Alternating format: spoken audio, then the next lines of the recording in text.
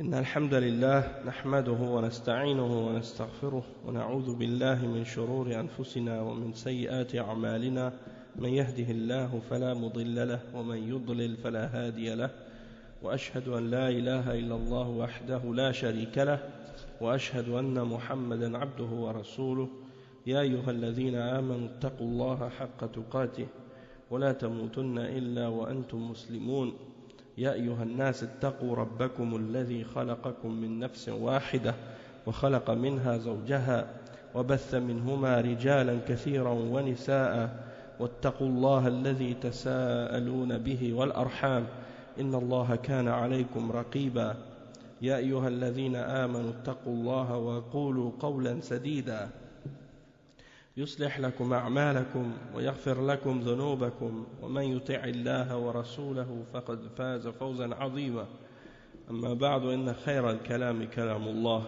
وخير الهدي هدي محمد صلى الله عليه وسلم وإن شر الأمور محدثاتها وكل محدثة بدعة وكل بدعة ضلالة وكل ضلالة في النار أما بعد.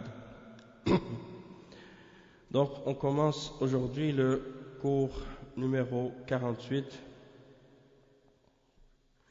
dans le livre de Kitab al-Kaba'ir de Cheikh Mohammed ibn Abdul Wahhab rahimahullah, avec les explications de Cheikh Salih al-Fawzan hafidhahullah ta'ala. Et on est arrivé hier, on a commencé le chapitre Babun ma ja'a fi shahadati az-zur. Babun ma ja'a fi shahadati az-zur. C'est-à-dire, qu'est-ce qui a été rapporté, le chapitre au sujet de ce qui a été dit, ou de ce qui a été ramené à propos des faux témoignages et puis des paroles mensongères. Et on a lu l'explication de certains, on a lu l'explication du titre, qu'est-ce que c'est Shahadat az-Zur, on a lu le verset, maintenant on va continuer donc dans l'explication à ce sujet. Il dit maintenant, le Cheikh Salih al-Fawzan, il dit وقوله في حديث ابن عمر إن الطير لا تخفق أجنحتها وترمي ما في حواصلها من هول يوم القيامة وإن شاهد الزور لا تزول قدماه حتى يتبوأ مقعده من النار. Donc le cheikh il dit قال تعالى يا أيها الناس اتقوا ربكم إن زلزلة الساعة شيء عظيم يوم ترونها تذهل كل مرضعة عما أرضعت وتضع كل ذات حمل حملها وترى الناس سكارى وما هم بسكارى ولكن عذاب الله شديد.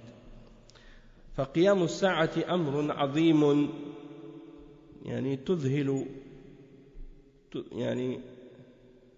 تذهل من شدته الخلائق والعياذ بالله. قال سبحانه ونفخ في الصور فصعق من في السماوات ومن في الأرض إلا من شاء الله فهو فزع وجزع وقد سماه الله الفزع الأكبر فقال لا ولا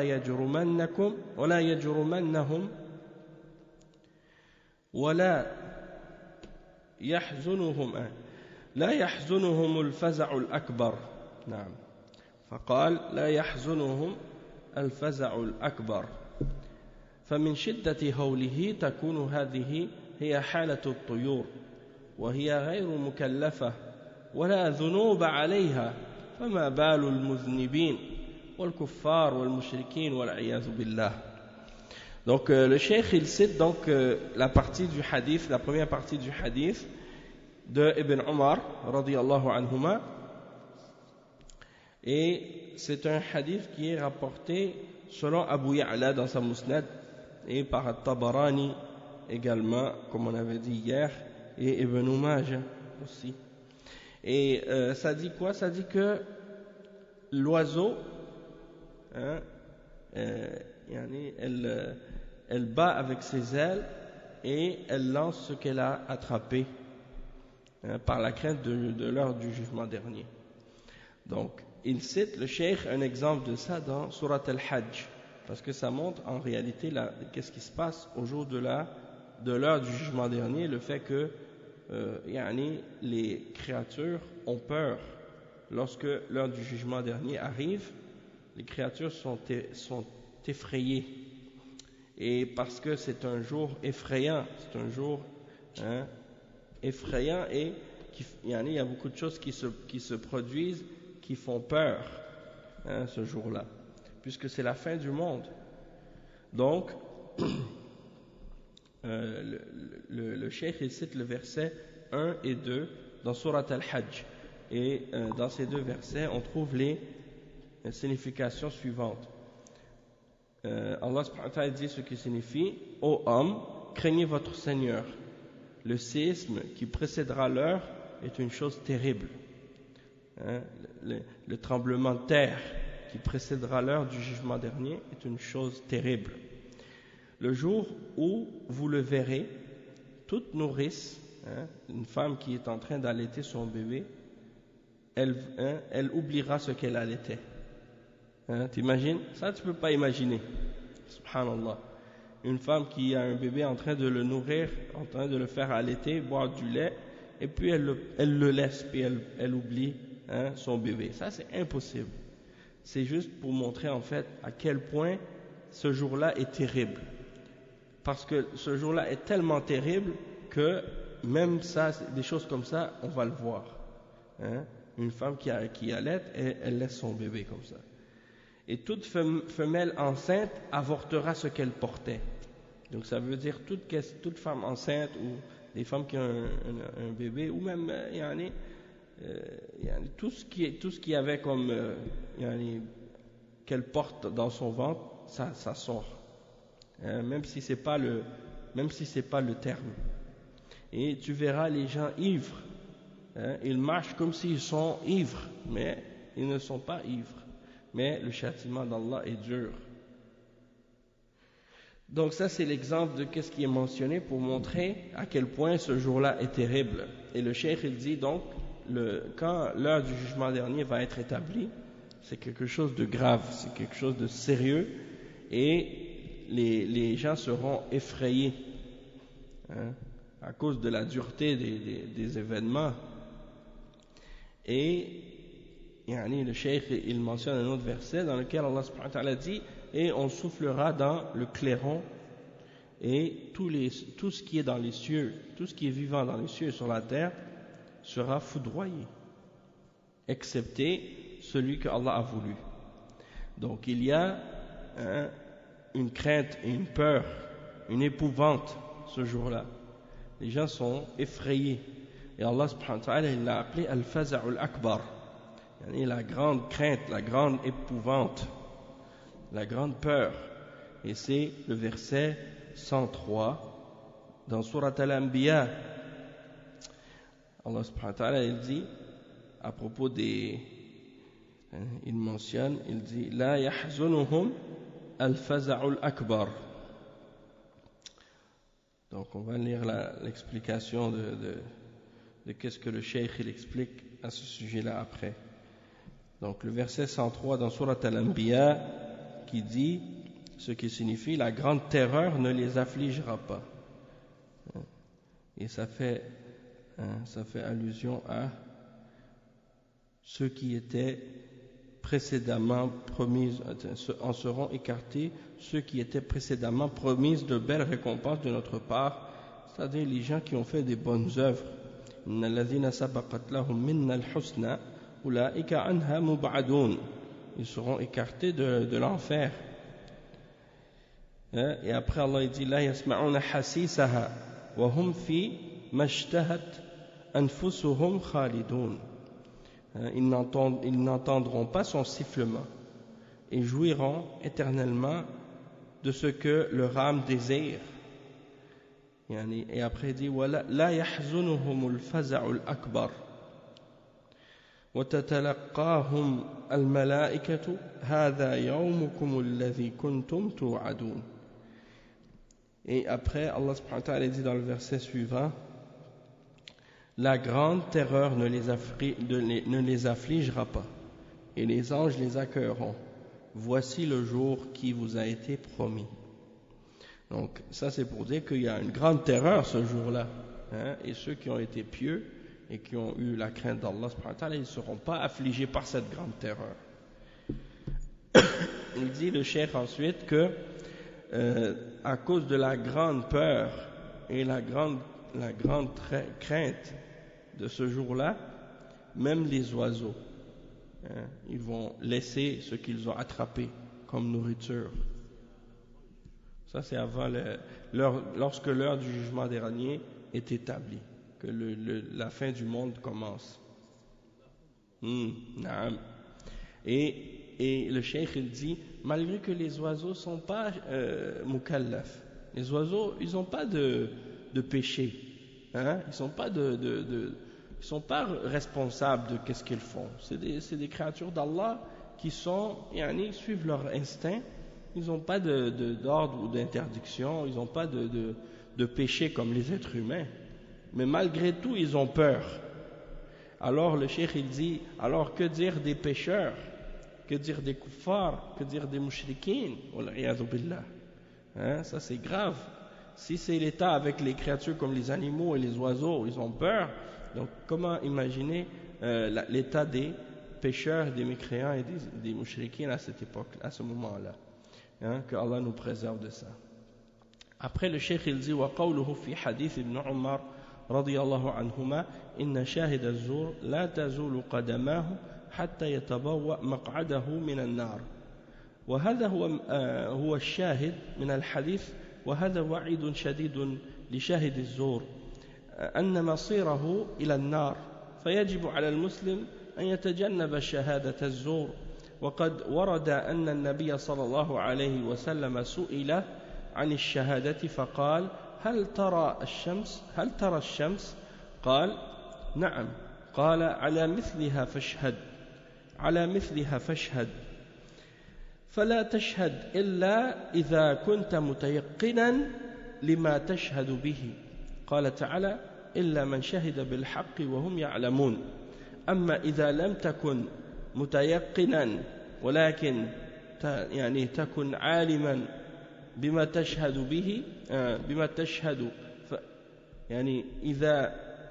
إذا لم تكن متيقنا ولم تكن عالما بما تشهد فإياك أن تشهد، واحذر أن تبني شهادتك أو أن تبني شهادتك على الظن، لأن الظن كما قال تعالى لا يغني من الحق شيئا. إذن لا بد من اليقين في الشهادة، وإلا فاتركها لتكون في عافية. فإن شهدت وأنت ليس عندك علم بما شهدت به كانت هذه شهادة زور وتوجب لك النار يوم القيامة. Donc le cheikh il explique et il dit que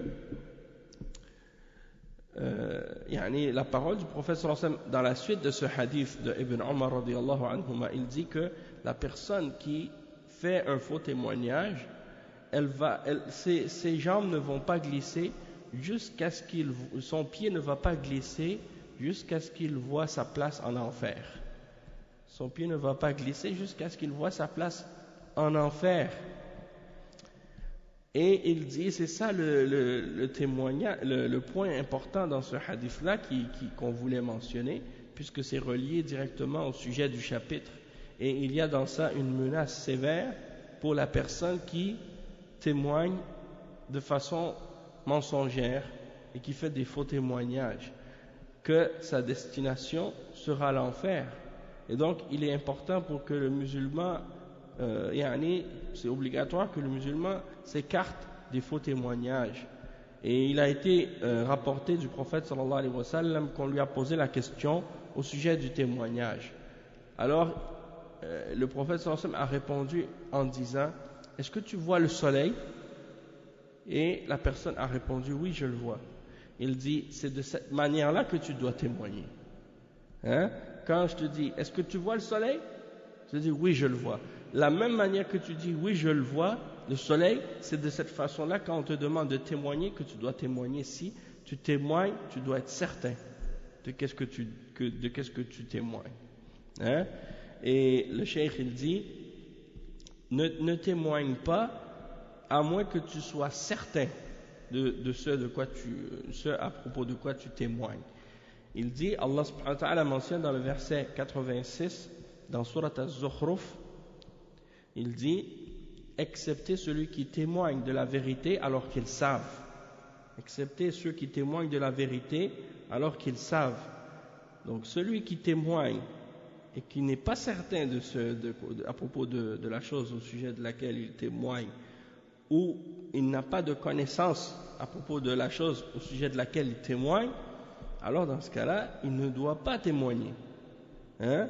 Et il dit, fais attention et prends garde de bâtir ou de baser ton témoignage sur des suppositions.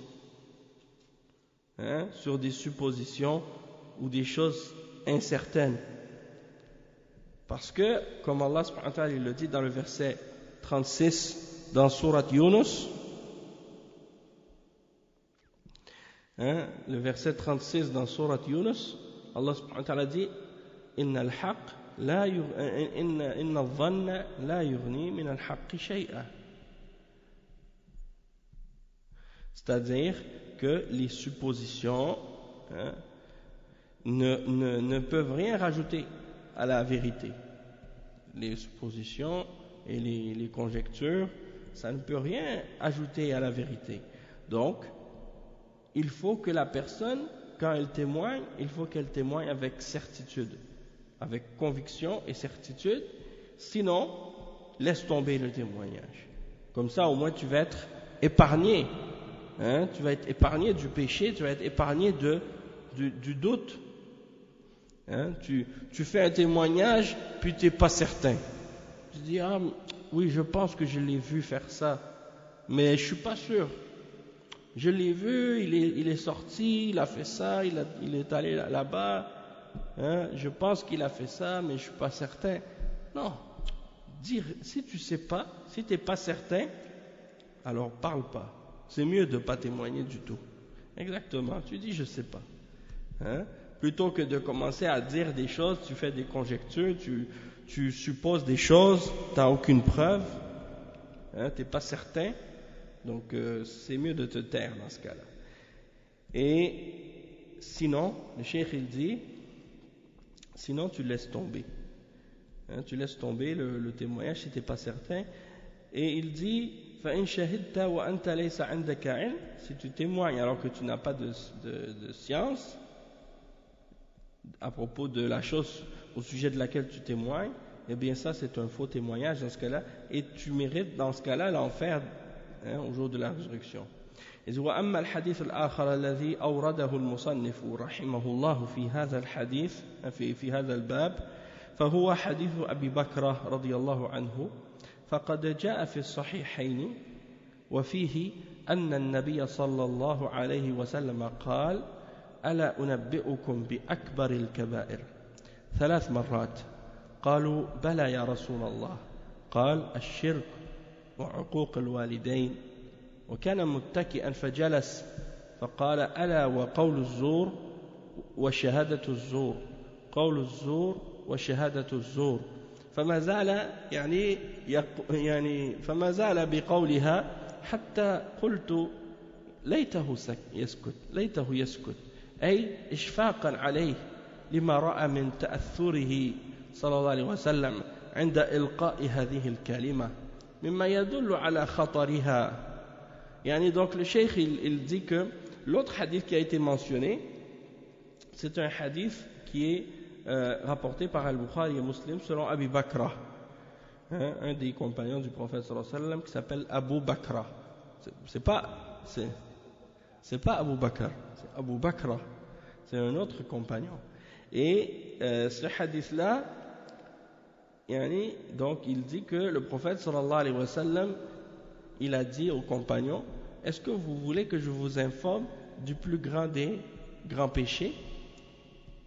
Et il a posé la question 3 fois. Voulez-vous que je vous informe à propos des plus grands parmi les grands péchés? Voulez-vous que je vous informe à propos du plus grand parmi les grands péchés?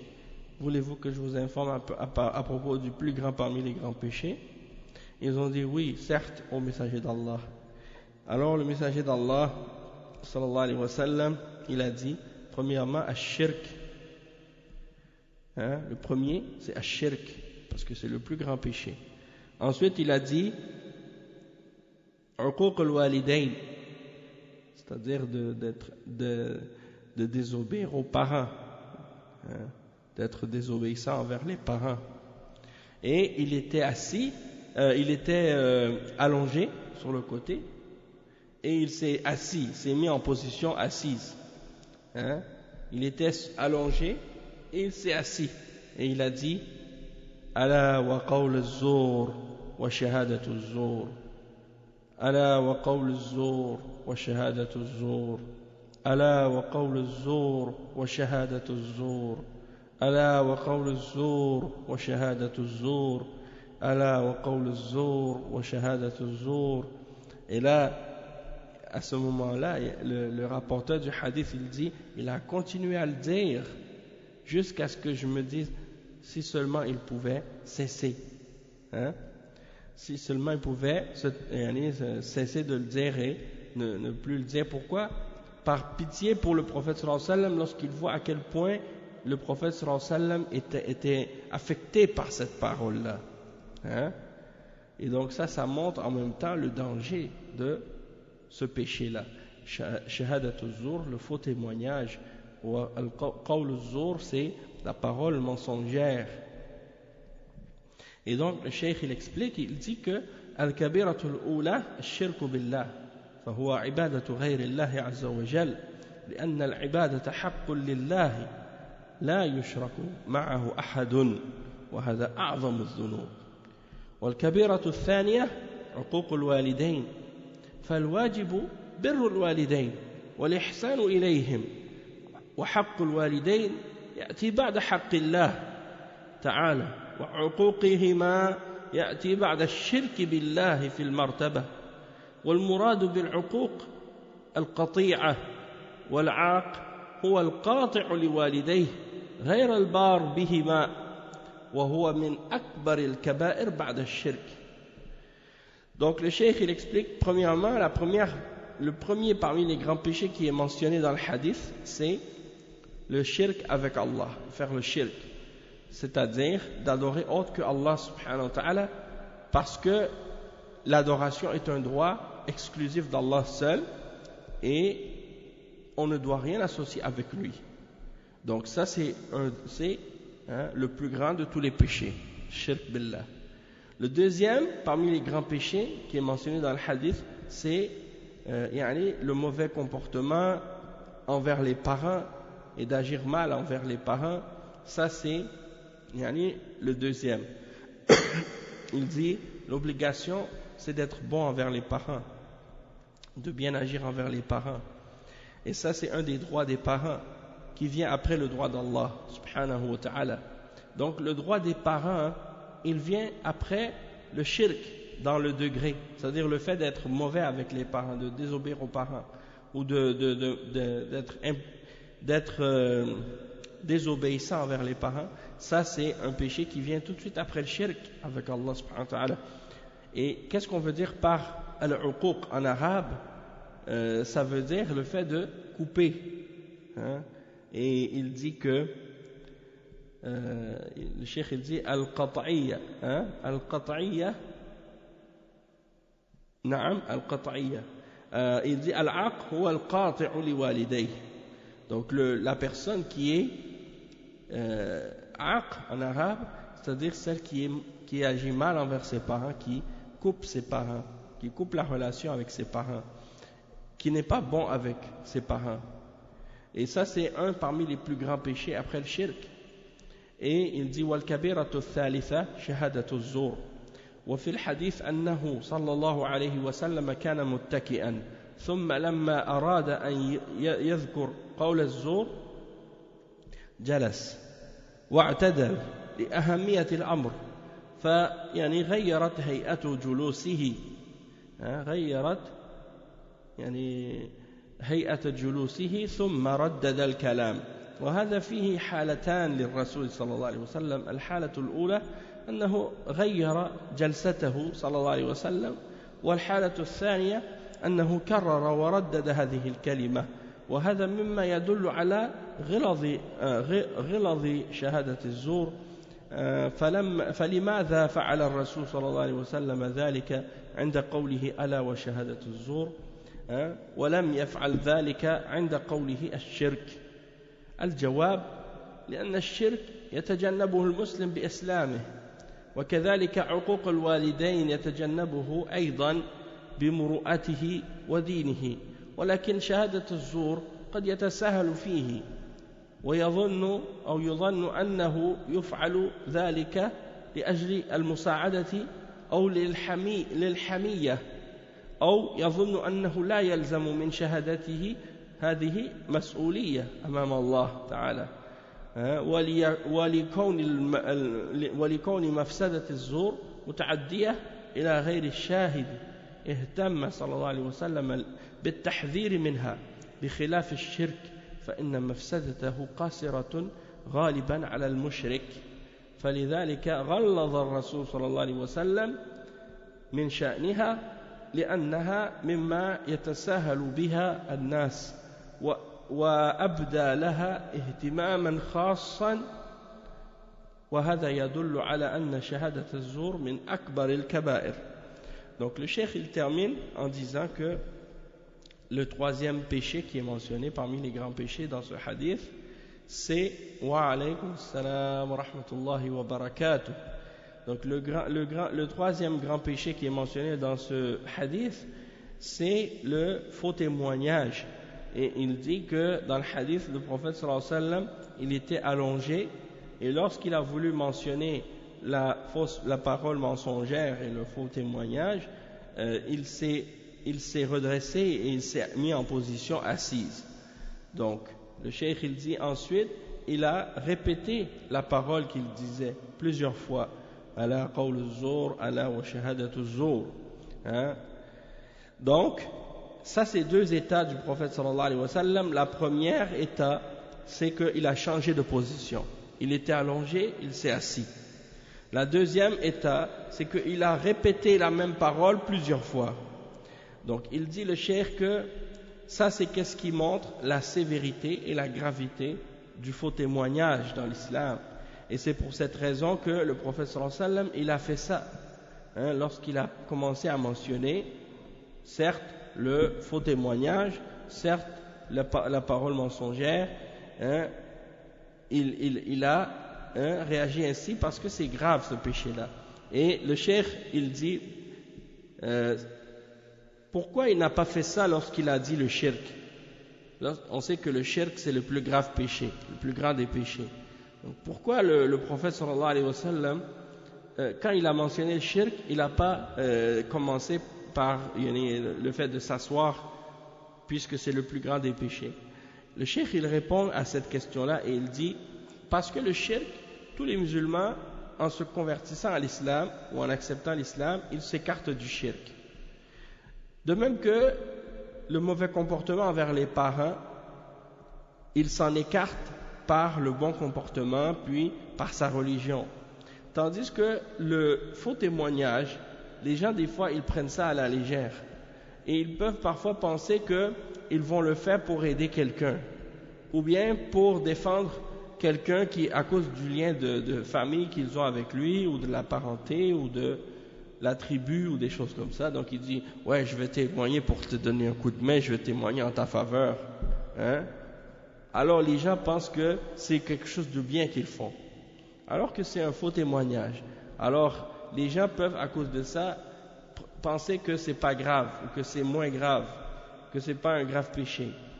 Et donc il faut comprendre que le cheikh il dit que il faut pas penser, le cheikh il dit certains ils pensent pas que le fait de faire un témoignage pour quelqu'un ou en faveur de quelqu'un ou contre quelqu'un, ça c'est une responsabilité devant Allah. Quand tu acceptes de témoigner, pour quelqu'un ou contre quelqu'un, ça c'est une responsabilité que tu prends devant Allah subhanahu wa ta'ala.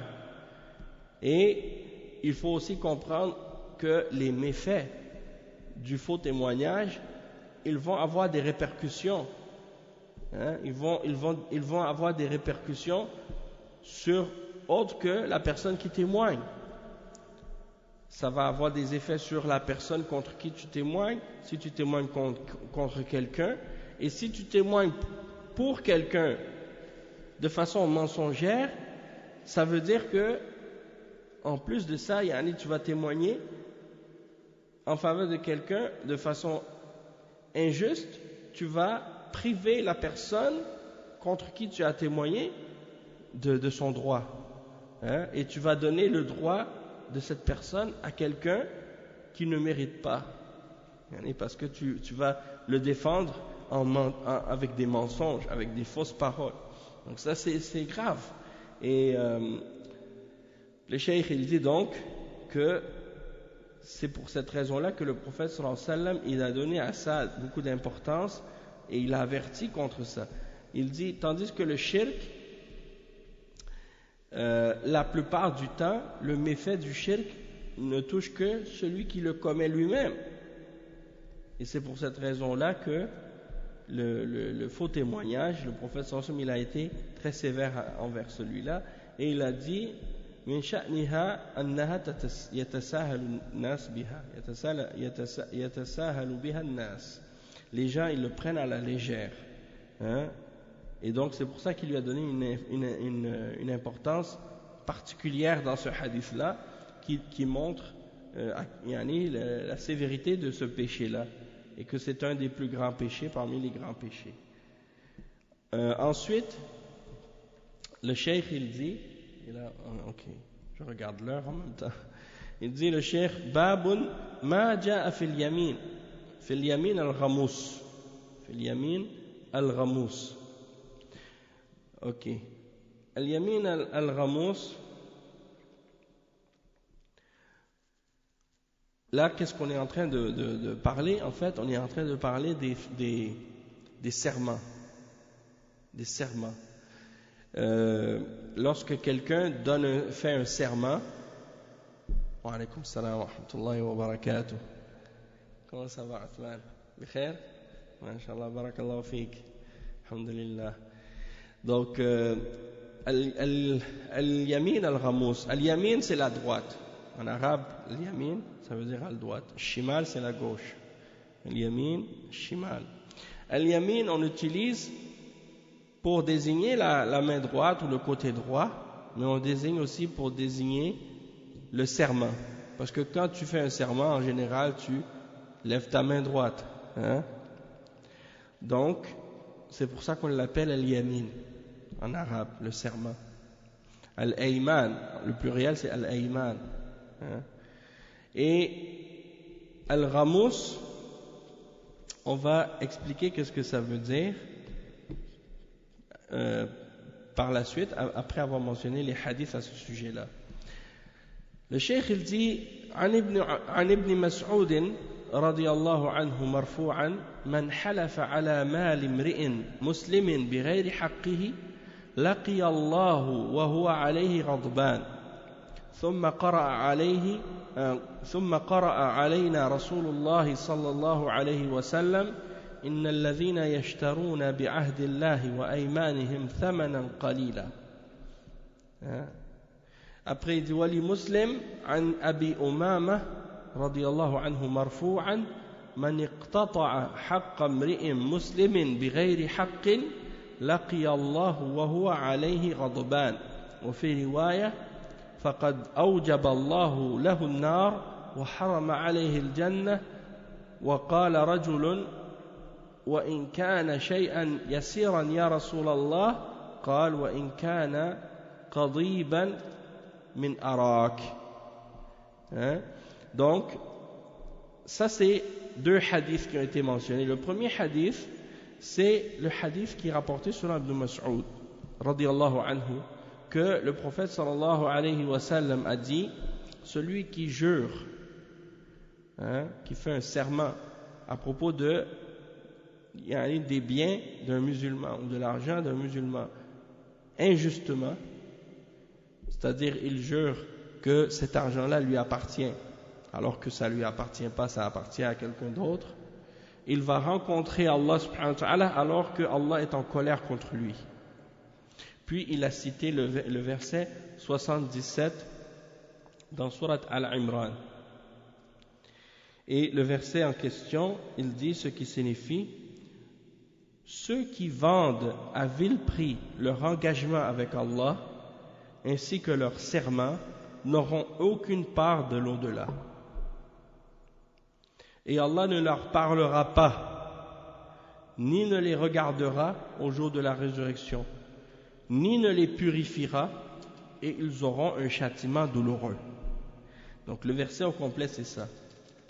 إن الذين يشترون بعهد الله وأيمانهم ثمنا قليلا أولئك لا خلاق لهم في الآخرة ولا يكلمهم الله ولا ينظر إليهم يوم القيامة ولا يزكيهم ولهم عذاب أليم.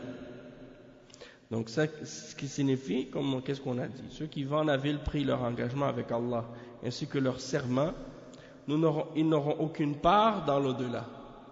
Wa alaykum salam wa rahmatullahi wa barakatuh. Ils n'auront aucune part dans l'au-delà. Et Allah ne leur parlera pas. Allah ne va pas leur adresser la parole, ni les regarder au jour de la résurrection. Et il ne va pas non plus les purifier, et ils auront un châtiment douloureux. Donc ça c'est le verset que le prophète sallallahu alayhi wa sallam a cité après avoir mentionné que Allah va être en colère contre eux lorsqu'il va les rencontrer. Après il a cité un hadith qui est rapporté selon Muslim dans son Sahih, selon Abi Umama radiyallahu anhu, que le messager d'Allah sallallahu alayhi wa sallam a dit: celui qui coupe une part du droit de son frère injustement, il va rencontrer Allah et alors que Allah est en colère contre lui. Et il dit, et dans une autre narration, et Allah lui rendra nécessairement l'enfer, le mettra nécessairement en enfer, et il va lui interdire le paradis. Et un homme a dit: ô messager d'Allah, même si c'est une chose très simple, une chose très facile, futile, il y a une petite chose, il a dit même si c'était un morceau de bois de harak, comme le miswak. T'as pas compris? Celui qui prend injustement le droit de son frère musulman, Allah, il va rencontrer Allah alors que Allah est en colère contre lui au jour de la résurrection. Et dans une autre narration, le prophète sallallahu alayhi wa sallam a dit: Allah va le mettre en enfer et il lui interdit le paradis. Alors il y a un homme qui était là, il a dit: même si c'est quelque chose de simple, même si c'est une petite chose qu'il a pris, ou qu'il a pris injustement au messager d'Allah, il a dit oui, même si c'était un morceau de bois de harak, comme un miswak. Qu'est-ce que les gens utilisent pour se nettoyer les dents? D'accord, ça c'est les deux hadiths qui ont été cités. Maintenant on va lire l'explication de ces hadiths-là. Et on va lire aussi la signification de al-yamin al-ghamous. Il y a différentes sortes de serments dans l'islam. Il y a différentes sortes de serments. Et quand vous lisez par exemple dans les livres de fiqh, il y a un chapitre qui s'appelle al-ayman, c'est-à-dire les serments.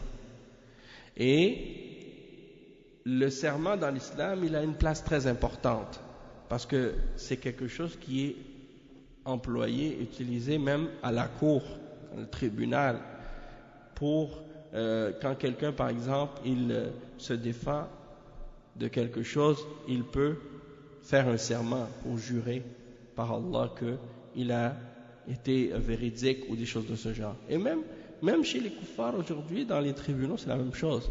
Ils font, quand ils amènent un témoin, ils demandent au témoin de jurer, soit sur un livre ou sur quelque chose. Donc c'est pour dire que le serment, ça existe. Et quand tu donnes ton serment, ça veut dire il faut que tu dises la vérité.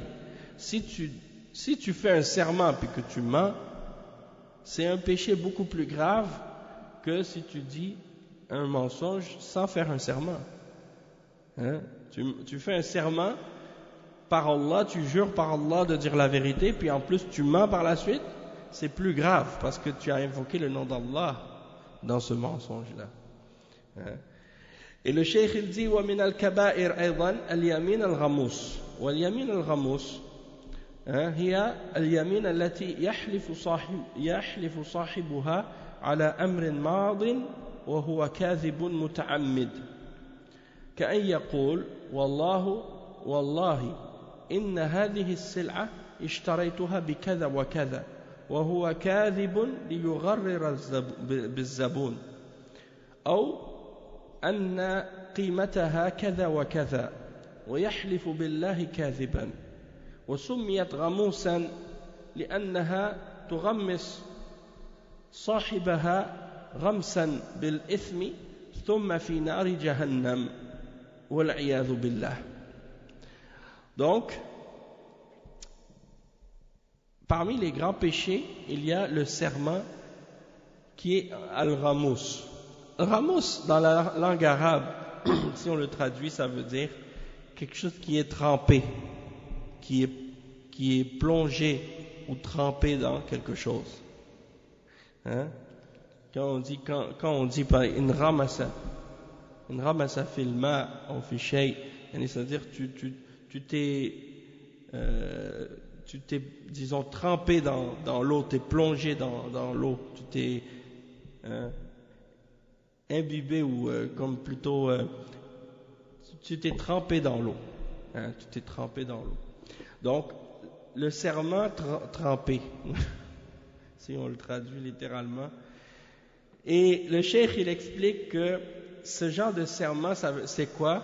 C'est lorsque quelqu'un il jure à propos de quelque chose qui est arrivé dans le passé, mais il ment intentionnellement et volontairement.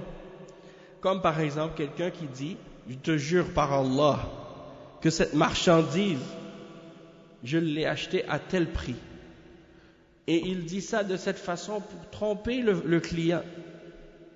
Il dit ça de cette manière pour tromper son client. Parce qu'il veut... Wa alaykum salam wa rahmatullahi wa barakatuh. Il veut que son client achète la marchandise. Alors il lui ment pour que la personne l'achète. Donc il jure par Allah qu'il l'a acheté à tel ou tel prix, alors que c'est pas vrai. Et donc il ment, hein, il jure par Allah de façon mensongère, et on appelle ce serment ramousan. On dit de ce serment qu'il est ramous. Pourquoi? Parce que la personne qui fait ce serment-là, elle s'est trempée dans le péché, et elle sera ensuite trempée dans l'enfer. C'est pour ça qu'on l'appelle al-ramous. D'accord? Et le cheikh il dit فَالْيَمِينُ تَنْقَسِمُ إِلَى ثَلَاثَةِ أَقْسَامٍ. Donc il y a trois sortes de serments. Hein? Il y a trois sortes de serments, trois catégories si on veut de serments. La première, le cheikh il dit c'est, bon il y en a plus que trois mais le cheikh il résume, hein, en trois catégories. Il dit أولها اليمين اللغو اليمين اللغوي وهي التي تأتي على لسان الإنسان من غير قصد.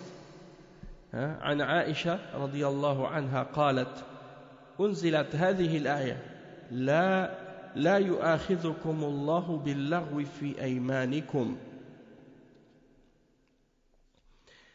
في قول الرجل لا والله وبلا والله. Ok, la première catégorie de serment, c'est le serment que quelqu'un fait de façon frivole, dans le sens que la personne, elle jure sans vraiment penser ou réfléchir à la chose à propos de laquelle elle jure. Hein? C'est-à-dire, elle jure à propos de quelque chose sans y penser vraiment. Et Aïcha, radiyallahu anha, elle a donné l'exemple du verset 89 dans Surat Al-Ma'idah, dans lequel Allah subhanahu wa ta'ala dit, ce qui signifie, Allah ne vous sanctionne pas, hein? C'est-à-dire Allah il ne va pas vous tenir pour compte pour la frivolité dans vos serments. C'est-à-dire des serments que vous prenez sans vraiment y penser ou réfléchir. Hein? Et elle a donné l'exemple de quelqu'un quand il parle, il dit non, par Allah, comme en arabe tu dis non, wallahi, je te dis, j'ai pas fait ça. Ou oui, par Allah, j'ai fait ça. Ou, comme les jeunes, ou les gens dans la rue, parfois ils discutent entre eux, ils disent wallahi, akhi, j'ai fait ça, j'ai pas fait ça. Ils y pensent même pas. Peut-être que c'est devenu une habitude même pour eux de dire wallah. Alors ils disent wallah à chaque chose qu'ils disent, ils disent wallah, wallah. Hein? Allah subhanahu wa ta'ala, il ne va pas tenir compte de la personne pour qu'est-ce qu'elle a juré quand elle a dit ça de cette façon-là. Parce qu'elle parle, elle dit wallahi sans même réfléchir qu'est-ce qu'elle dit. Sans même donner de l'importance à qu'est-ce qu'elle dit non plus. Donc le verset ça dit ça dit ce qui signifie Allah ne vous sanctionne pas pour la frivolité dans vos serments, mais il vous sanctionne pour les serments que vous avez l'intention d'exécuter. L'expiation, hein, si vous avez fait ce genre d'expiation-là, on va le lire après, c'est la deuxième catégorie de serment. ثانيها اليمين المنعقدة أو اليمين المكفرة وهي التي يقصد عقدها على أمر مستقبل كأن يقول والله لا أفعلن كذا والله لا أفعل كذا يعني في المستقبل وهي التي تجب فيها الكفارة ولهذا قال تعالى ولكن يؤاخذكم بما عقدتم الأيمان يعني فكفارته إطعام 10 مساكين Al-Ma'idah, le verset 89. Donc la deuxième catégorie de serment, c'est lorsque quelqu'un fait un serment et que il y croit, il pense vraiment à l'exécuter, ce qu'il veut faire, et il le dit avec sérieux, avec intention. Donc il fait un serment avec intention et il est déterminé à faire ce qu'il a mentionné dans son serment. Et ce serment-là, c'est comme si quelque chose qu'il a l'intention de faire dans l'avenir. Et comme il dit par exemple, par Allah, je jure que je vais faire telle chose. Par Allah, je jure que je ne vais pas faire telle chose dans l'avenir. Ce serment-là, si la personne ne l'a pas respecté, ne l'a pas accompli, il devra faire quelque chose pour expier son serment. Il devra exécuter quelque chose ou faire quelque chose pour expier son serment. Et parmi les choses qu'il doit faire, c'est mentionné dans le verset. Donc, le verset 89, encore une fois, dans Surat Al-Ma'idah, Allah subhanahu wa ta'ala dit dans ce verset, Allah ne vous sanctionne pas pour la frivolité dans vos serments, mais il vous sanctionne pour les serments que vous avez l'intention d'exécuter. Hein, comme c'est écrit en arabe dans le verset, bima aqadtumul ayman. Il dit ensuite, فكفارته إطعام 10 مساكين من أوسط ما تطعمون أهليكم أو كسوتهم أو تحرير رقبة فمن لم يجد فصيام 3 أيام ذلك كفارة أيمانكم إذا حلفتم واحفظوا أيمانكم كذلك يبين الله لكم آياته لعلكم تشكرون. Donc le verset, la suite du verset, ça dit ce qui signifie, donc, mais il vous sanctionne pour les serments que vous avez l'intention d'exécuter dans l'avenir, l'expiation en sera de nourrir 10 pauvres, de ceux dont vous nourrissez normalement vos familles. Donc ça c'est une des choses que quelqu'un peut faire pour expier son serment qu'il n'a pas respecté. Il nourrit 10 pauvres de ce qu'il nourrit sa famille. Ou de les habiller, c'est-à-dire de les vêtir, de vêtir 10 pauvres. Ou de libérer un esclave. Ça aussi c'est une chose que tu peux faire pour expier de ce serment-là. Et après il dit, et celui qui n'en trouve pas les moyens, c'est-à-dire il n'a pas le moyen de nourrir, il n'a pas les moyens d'habiller, il n'a pas les moyens de libérer un esclave, alors il dit, quiconque n'en trouve pas les moyens devra jeûner 3 jours. Donc tu dois dans ce cas-là jeûner 3 jours. Voilà l'expiation pour vos serments lorsque vous avez juré. Et tenez à vos serments. Ainsi Allah vous explique ces versets afin que vous soyez reconnaissants. Donc c'est très important pour le croyant qu'il soit sérieux dans ses serments et qu'il soit véridique.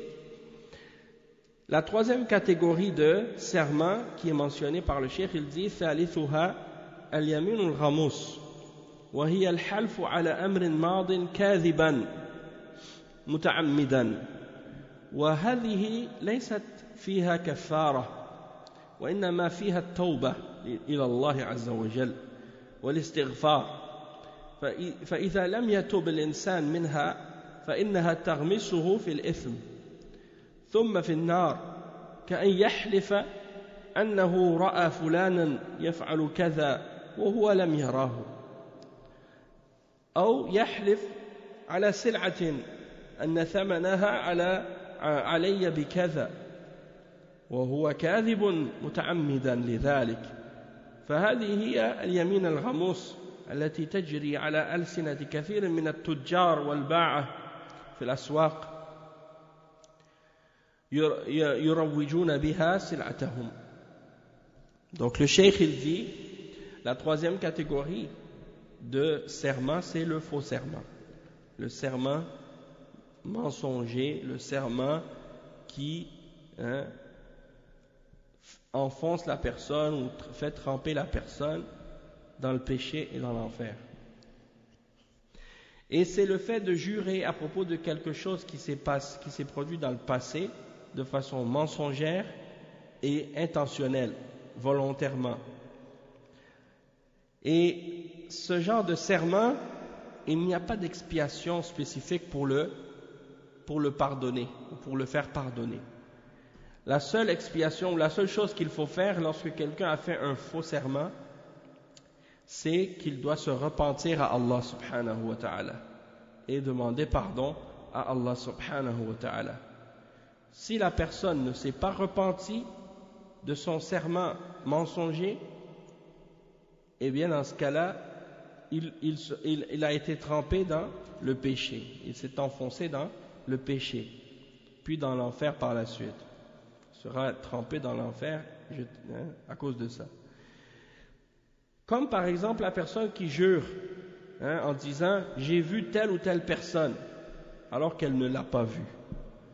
Elle dit « je jure par Allah que j'ai acheté la marchandise à tel prix » alors qu'en réalité il n'a pas payé ce prix-là. Mais il ment de façon intentionnelle et volontaire, et ça c'est qu'est-ce qu'on appelle al-yamin al-ghamous. C'est ça les faux témoignages, les faux serments plutôt, les faux serments, les serments mensongers. Et il dit que ce genre de serments, on les retrouve souvent dans la bouche des commerçants, dans les marchés. Ils veulent vendre leurs marchandises, alors toi tu leur dis fais-moi un spécial, baisse ton prix, vends-la moi moins cher.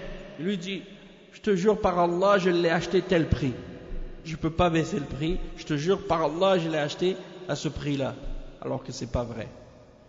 Donc ça c'est un faux serment, Et il dit, ils veulent par cela vendre se débarrasser ou bien plutôt vendre plus facilement leurs marchandises. Donc ils mentent et ils jurent qu'ils ont acheté à tel prix ou à tel prix.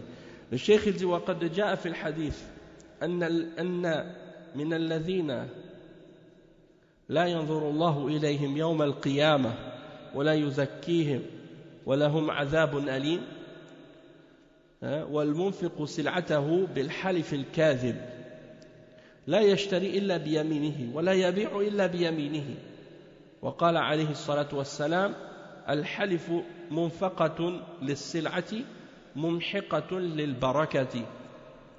Le cheikh il dit que c'est mentionné dans le hadith que ceux que Allah ne va pas regarder au jour de la résurrection et il ne va pas les purifier, ils auront un châtiment douloureux. La personne qui vend ses marchandises par les faux témoignages, les faux serments, des serments mensongers. Il ne vend pas sans jurer et il n'achète pas sans jurer, sans faire des faux serments. Donc ça c'est grave. Et il dit également, le prophète sallallahu alayhi wa sallam, dans un autre hadith qui est rapporté également par Al-Bukhari et Muslim, que le fait de jurer, ça peut faire vendre les marchandises, mais ça enlève aussi la baraka. Wa alaykum salam wa rahmatullahi wa barakatuh. C'est-à-dire que la personne qui fait des faux serments, elle vend sa marchandise, mais il n'aura plus aucune bénédiction dans sa vente ou dans l'argent qu'il gagne de cette vente-là. Et le cheikh il dit ensuite فالحلف مروج للسلعة ولكنه سبب لذهاب المال إما بتلف يلحقه في ماله أو بإنفاقه في غير ما يعود نفعه إليه في العاجل أو ثوابه في الآجل جراء هذا اليمين وهو يأتي بعد شهادة الزور في غلظ تحريمه وعظم إثمه ويدخل في هذا اليمين في الخصومات فالبينة على المدعي واليمين على من أنكر فإذا حلف وهو كاذب ليأخذ مال أخيه في الخصومة فإنه كما قال الرسول صلى الله عليه وسلم إنما أقطع له قطعة من النار وفي حديث أبي أمامة الذي سيأتي يلقى الله وهو عليه غضبان ومن الذي يطيق غضب الرب سبحانه وتعالى. Donc le cheikh il dit que la personne qui jure pour vendre sa marchandise, ça c'est une des choses qui fait que il vend sa marchandise mais tous ses biens vont partir, ils vont pas rester, soit parce qu'ils vont périr, ils seront plus bons à cause d'une chose qui va lui arriver, un malheur quelconque, ou dans ses biens, il va perdre ses biens, ou bien parce qu'il va dépenser son argent dans des choses qui ne vont pas lui être bénéfiques, ou bien il n'aura pas la récompense de qu'est-ce qu'il a fait à cause de ces faux serments qu'il a fait. Et ensuite vient le faux serment, le serment mensonger, il vient dans la gravité après le faux témoignage, dans la gravité et dans le péché et dans son interdiction.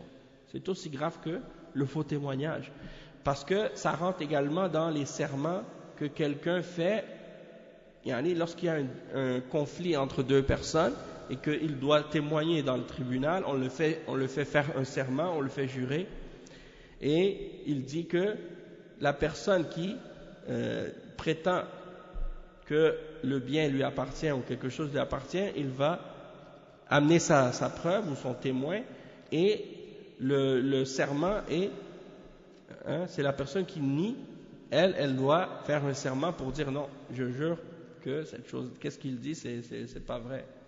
Et donc, si la personne elle jure, mais qu'elle ment pour prendre le bien de son frère dans ce conflit-là, ou dans ce désaccord-là, alors le prophète sallallahu alayhi wa sallam a dit à propos de cette personne qui jure de façon mensongère que c'est comme si je lui donne la chose, c'est comme si je lui donnais un morceau de l'enfer. Hein? Il prend le bien de son frère injustement en faisant des faux serments. C'est comme si je lui donnais un morceau de l'enfer. Et dans le hadith de Abi Umama, qu'on va mentionner après, dans le prochain cours, Inch'Allah, qu'on a lu au début, que Allah subhanahu wa ta'ala va le rencontrer au jour de la résurrection alors qu'il va être en colère contre lui. Et le cheikh il dit, et c'est qui est-ce qui est capable de supporter la colère du Seigneur Allah subhanahu wa ta'ala? Hein? Personne. Donc il dit وَتَكُونُ الْيَمِينُ الْغَمُوسِ فِي ثَلَاثَةِ أُمُورٍ وَهِيَ فِي الْيَمِينُ فِي الْأَخْبَارِ الْكَاذِبَةِ وَالْيَمِينُ فِي الْبَيْعِ وَالشِّرَاءِ وَالْيَمِينُ فِي الْخُصُومَاتِ. Donc le cheikh il dit que les faux serments c'est dans trois choses. Le serment à propos des informations mensongères, le serment à propos de la vente et de l'achat, hein, dans le commerce, et les serments dans les disputes et les conflits entre les personnes. Donc ça c'est dans les cas dans lesquels on retrouve beaucoup de serments mensongers. Le premier c'est dans les informations mensongères, le deuxième c'est dans le commerce, quand on vend et quand on achète, et le troisième c'est dans les conflits et les désaccords, les disputes, souvent dans les tribunaux. Donc on va s'arrêter ici pour aujourd'hui, Inch'Allah, puis on continuera ça la semaine prochaine, bi'idhnillah. سبحانك اللهم وبحمدك أشهد أن لا إله إلا أنت أستغفرك وأتوب إليك وصلى الله وسلم على نبينا محمد وعلى آله وصحبه أجمعين والسلام عليكم ورحمة الله وبركاته.